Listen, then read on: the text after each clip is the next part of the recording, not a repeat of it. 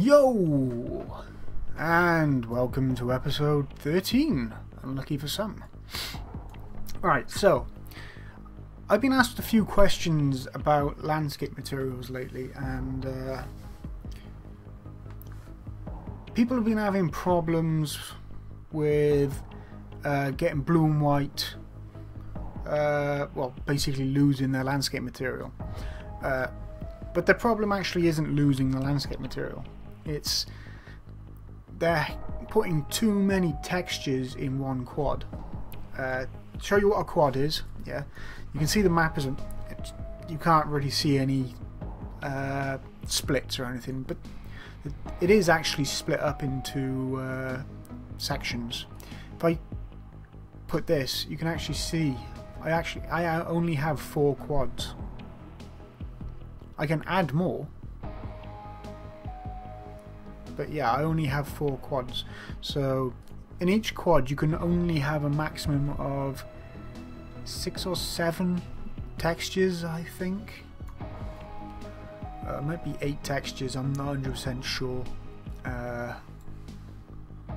might only be 6. 7. I really don't know how many. It's just as soon as it messes up, it messes up. So I'm not going to deal with the map as such today, but I'm going to be dealing with this material yet again. I'm sorry, but I'm going to be showing you how to maximize texture usage with some very simple techniques. So first of all, I want to find this material.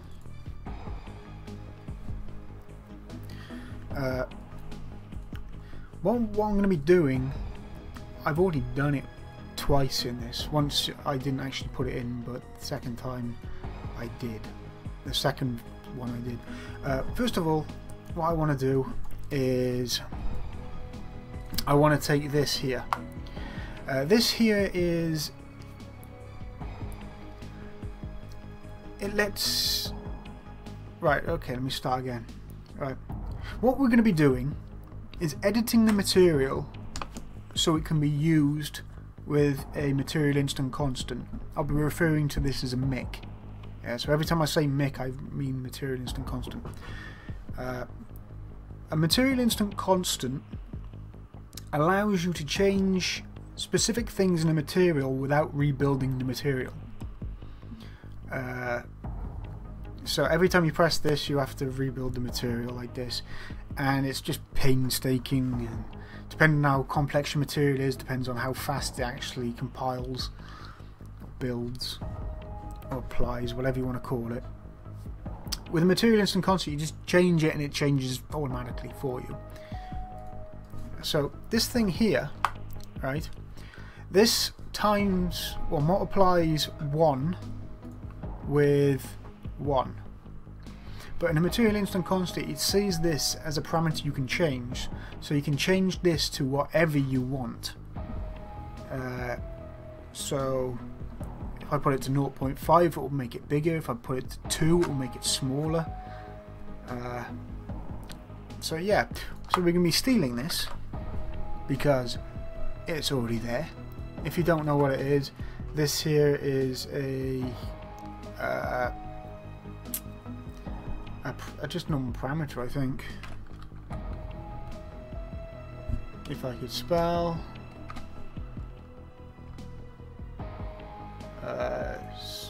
scalar parameter, and now you just plug it into a multiply. So this here, I'm actually going to kind of cheat and just stick that there. Then I'm going to take these and plug it into there, and then plug this into here. I'm going to do the same with this one. Don't forget what we did with these. These are the small and large scales for these. So I can change these in the MIC now, but I can't change just them. Right now, this and these are named exactly the same thing, so in the MIC, if I change one of them, it will change all 3, which is a bit of a pain. So what we want to do is rename them. So I want to name this one small tile. Oops. I want to name this one large tile.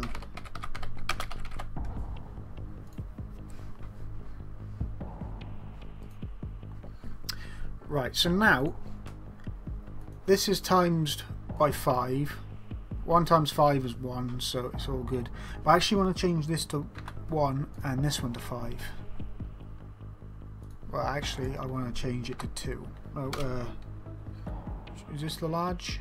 Yes, this is the large, so I want to put it to 0.25. Because multiplying stuff doesn't always multiply stuff. It acts like a divide this for some reason. So now in the mic I can actually change these up and whatever I want. The next thing I want to do is I want to give each one of these layers its own color, its own color changer.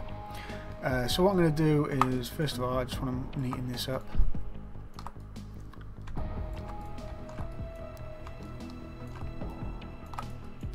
And we made a color changer before, and that's it right there. It changes this white and black to green and black. So what we do is copy that.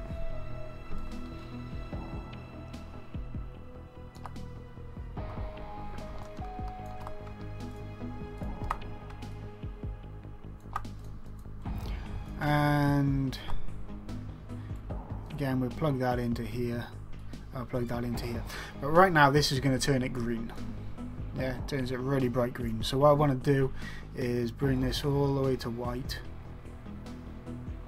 And I want to bring the alpha to black. Bringing the alpha to black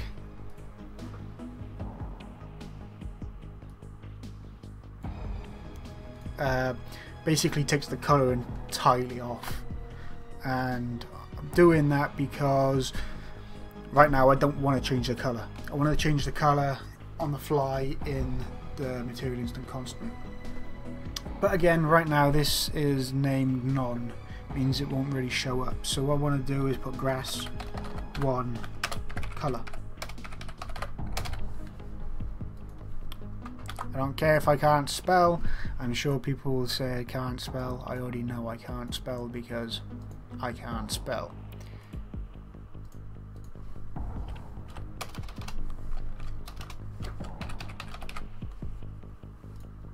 So that's grass 1 colour.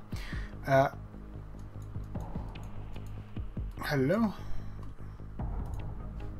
You might notice that I changed that and now this is white, so I need to change this back to green.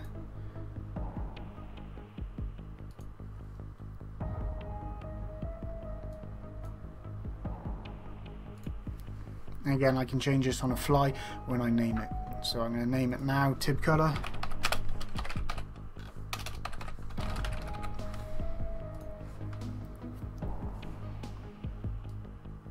So now we have green, grass 1 color. So now we're just going to copy it, paste it, copy it, paste it.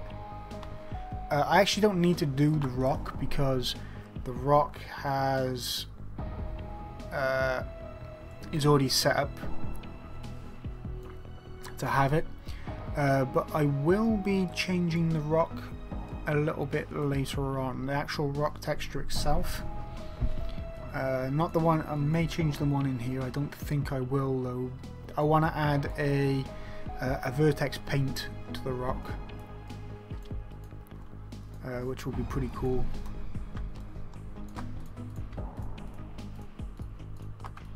Let's just move these out. And again, I need to change the name of these. So this one will be mud 1 and this will be sand 1. Right. This is just step 1 of maximizing on your textures.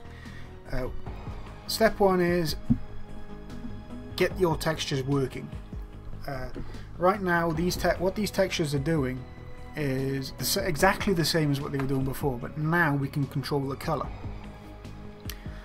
So now we can control the color of all these textures that we're using. We can mix and match the textures and recolor them and repurpose them for other things. For instance, let me do this. I would like a new layer, layer 5, or layer 6 actually, but we want to call this one Sand 2. Don't care about a blend, I'll give it a weight of 1.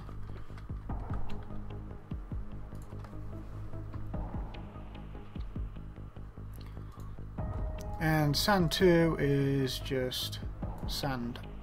I want the sand normal, because why not, it's sand. If I really wanted to get all funky, I could lerp all this. I could make a new lerp. Lerp that with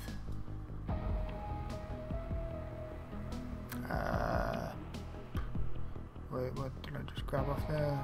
Lerp that with that, and use that and dump that into sand 2.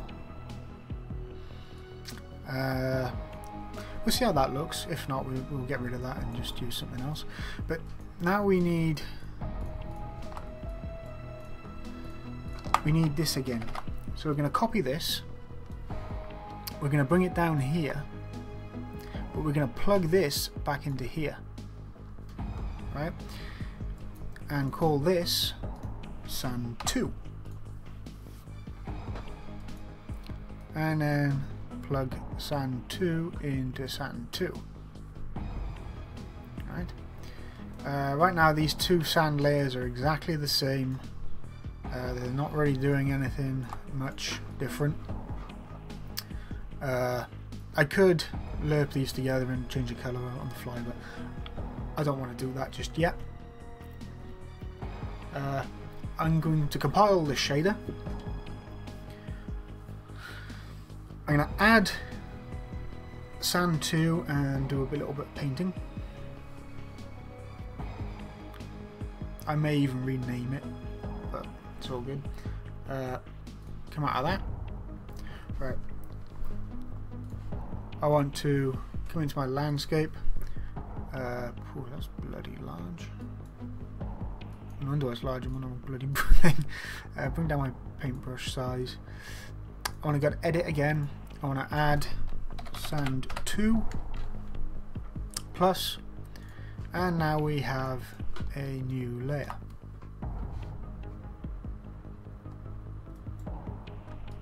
I can paint to my heart's content with this because it's not using any more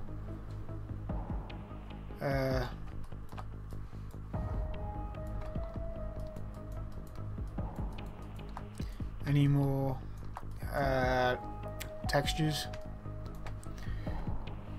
So I just ripped Ken's because why not. Now I'm going to show you exactly what this is doing. Yeah, I need to come back into my content browser. I want to right click on my material and create a new material instant constant, a new mic. I'm going to press OK. You can rename this if you want. It just adds a prefix of inst.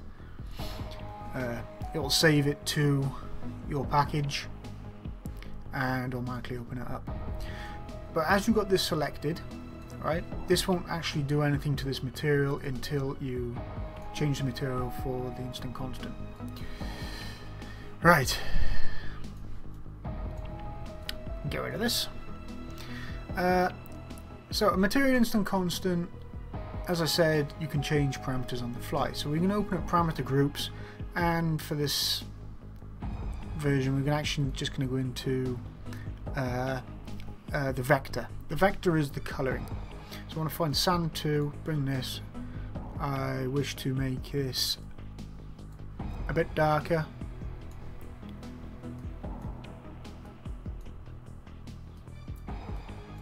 And you can see exactly what it does. It's not exactly the right colour I want.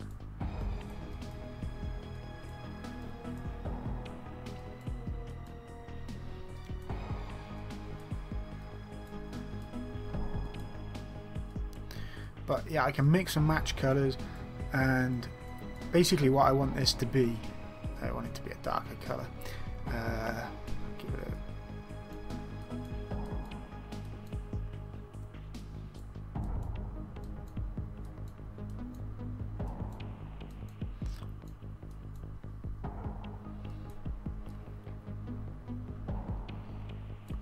that will do.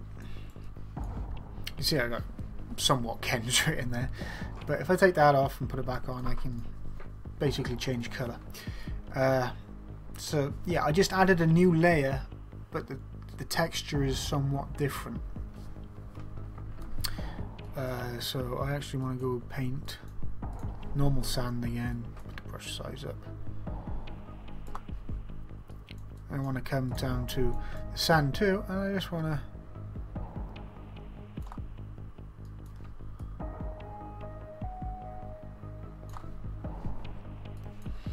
paint the shoreline. Just make it look a bit wet. Why not? It's just something nice to add. I didn't have to do it, but it makes the map feel a bit nicer. But yeah, you can mix and match textures to get different effects.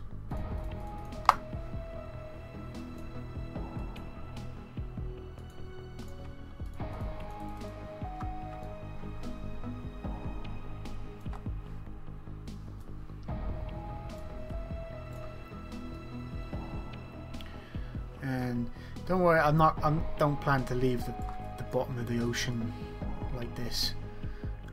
I actually do plan to have a water volume, so you can swim and whatnot.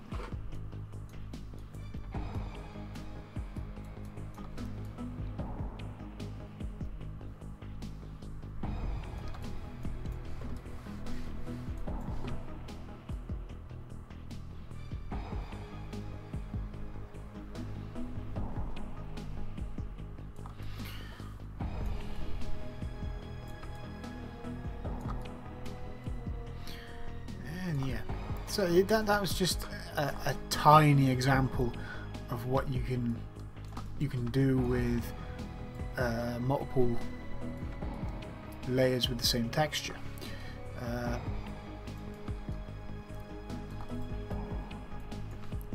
Don't get me wrong, I do intend to do a bit more, but I'm probably running out of time right now.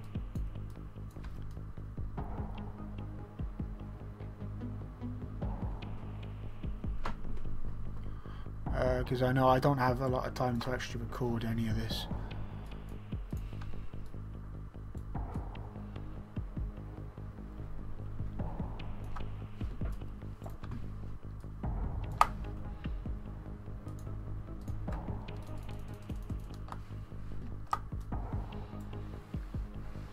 So yeah, we have a shoreline.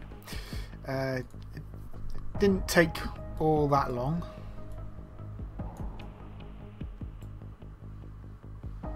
This part needs rebuilding of lights, so don't worry about that. But yeah, it's just a nice little thing that I didn't have to do, but I did anyway. But I can do the same with the grass, with the dirt. I can make puddles with the same method. I can... Well, basically, I'm going to do almost exactly the same thing with the rocks, but I'm going to do it with a vertex paint. I showed that off in making a canyon, but this time I'm going to do it a bit differently. I actually show you how to do it on the fly. So yeah, it's all well and good. With a mic as well, you can actually modify the sizes of textures. That's why we put in them parameters with the multiplier.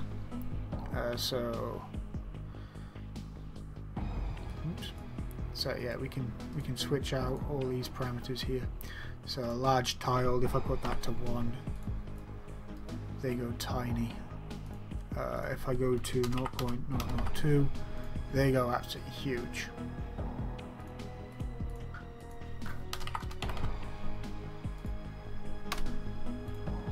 So yeah, they have to be ticked to do it. You can also add different textures on the fly.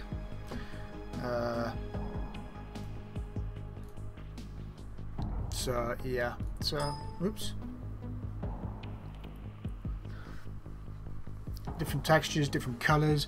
There are switches you can use. There's actually a switch in here for something which I cannot remember what it is. Please don't crash, because you crashed last time and I had to redo all this.